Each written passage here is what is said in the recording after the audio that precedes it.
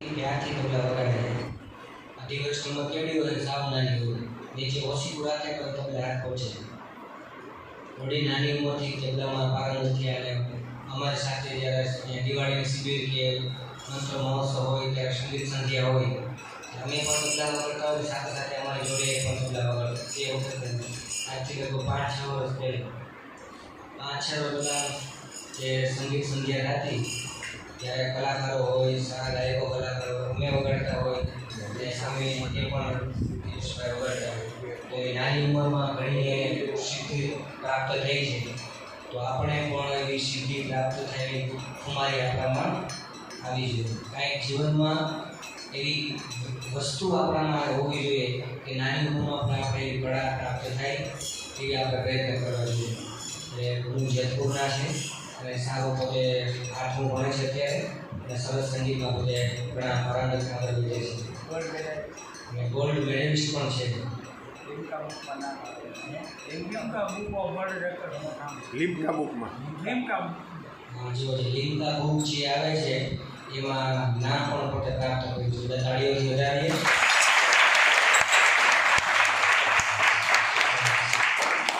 આપણે ક્યાંક જેમાં નામ આવે એવા પ્રયત્ન કરવાના. સારા કામમાં, બાંધવામાં, ઝઘડવામાં, સામું બોલવામાં એમાં નહીં. ચાલો હવે સરસથી જટા બેસીને આપણે ધૂન જઈશું.